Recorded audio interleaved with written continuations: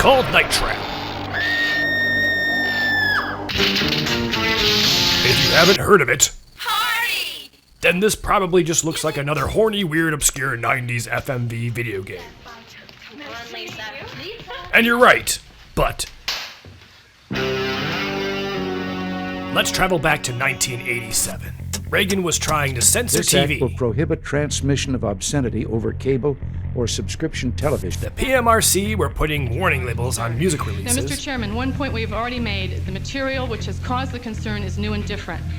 And we had a culture that was doubling down and exploiting itself in all media, because this was literally a new cultural movement. Your brain on drugs. Okay, asshole. Let's dance. So you're a young person growing up during this time, and society is doing everything it can to try and control and repress your experimentation, your sexuality, your media, your future. No more military aid. Some of the only ways to see something at home that was exciting and free was new technology. Games that'll blow you away. Around this time, a development team forms, and using new technology that will allow you to make selections on a VHS cassette. A live-action choose-your-own-adventure, if you will. They team up with an Atari developer under the company Axlon to prototype this new concept, which they call Control Vision. So they cook up a few stories, partner with Hasbro, and they shoot an almost entire feature film for use with the Control Vision. Eventually, the Control Vision project falls apart, but in its ashes, a new company forms years later called Digital Pictures, who take Night Trap and begin developing it for modern game consoles. Now it's the 90s, and everyone's pushing the boundaries because they've learned that not only does sex sell, violence sells. Summer But HBO has a lineup so hot, so outrageous, so over the edge, it transcends mere human companionship.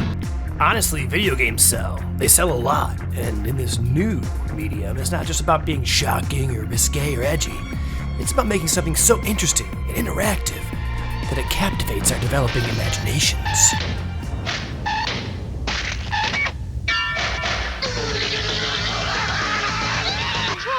How could you let that happen? Night Trap is not that game.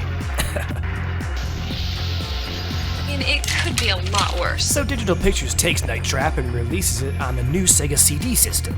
You play the role of an unnamed person simply called Control, operating a video surveillance system in a large house, and he's hilariously outdated for 1992 exploitation-style commando team called SCAT.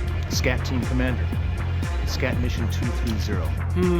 I think this idea for a surveillance video game might be just kind of influential and genius in its simplicity in the future, huh? And they're bopping around the house trying to help you, but their best weapon And a is... series of traps. Our agent spliced an override into the security system, enabling you to control the cameras and the traps with this remote unit. But oh yeah, the house is full of not only regular vampires, Don't make me use this, Tony. but augurs, as in the drill, who are weaker vampires that drill for blood using this weird trocar vacuum. But that's not entirely what this game is about. Beautiful co-eds are being stalked in an eerie estate. Hooded intruders are invading the mansion with blood on their minds. Watch the murderous action from hidden cameras in 8 different rooms. This is just non-consensual voyeur pervert shit 101. Well, I guess technically it's consensual in this game. Check out this ad where they literally remove the game cover's slight suggestion of boobs. Sarah, what is this? This is a time where people would consume media based on the chance of seeing something risque or interesting or weird, which is why a bunch of senators freak out later in the timeline and pretend the game is more revealing than it actually is to try and legitimize their puritanical judgments. But Night Trap is a game where you basically are spying on attractive women via security camera setup, and watching full motion videos that actually give you no real clue as to how to activate these traps to catch the vampire ninjas running around. In fact, the game doesn't really explain this thoroughly, so here, I will. An auger goes into a room, and then there's a point you can activate the trap in each room, but you have to hit the trap button when this little meter goes into the red, but you have to make sure you're using the right trap code. And even looking at the manual, how to actually perform the trapping is lost in a sea of text, and is only spelled out for you on one of the very last pages. Things are getting really weird around here. Anyways, Dana Plato from Different Strokes is in it, and she's an undercover scat member who is trying to help you stop the Martins who openly bottle up human blood into things like wine bottles, popsicles, and just straight up blood in a glass that they openly drink. Help! You're making a mess. That tastes like blood. You've also got Andres Jones, who's famous for Nightmare on Elm Street Part 4 in there, so there is some 80s horror connection. Really, this game is just about staring at blank rooms, hoping either some lady or some hog pops in so you can trap or save them. And you can almost entirely avoid all the plot/point of this game by just only trying to trap the intruders, as you desperately hope the scat team will finally just burst in and do something badass. Which they eventually do. Check out the latex appliance on the auger coming off in this clip. You think they ran out of time on this day on set to reshoot it?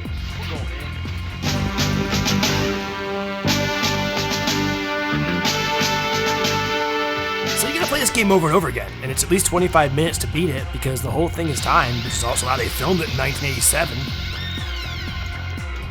And even after you catch all 95 Augs in this version of the game, by playing it way too much, it's like rewatching a bad movie without anything memorable in it. Well, you still haven't beat the game. Trapped most of the Augs.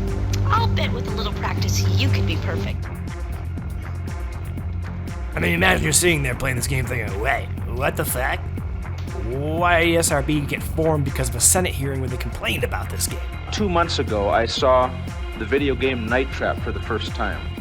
It is a sick, disgusting video game in my judgment. Why was it so controversial? Isn't there nudity, gore, or something uniquely provocative for the time in it? Nah. And after the Senate hearing, sales went through the roof again. Sound familiar? And cemented it as a historical game, just like what happened to the PMRC music rating system for music. So much so that it got ported to multiple other systems and even remastered and re-released. You can literally download it right now. Oh, I can't believe you do this to me after everything we've been through. No! Anyways, after you've fallen down this whole rabbit hole, and you look into any of these other FMV-based games, you realize it's a literal interactive trap of tempting softcore visuals that people kept falling through over and over and over and over and over and over and over and over and over and over and over for a solid decade. Until we realized no one wants to play a movie. We just want to watch them. So maybe make it interesting.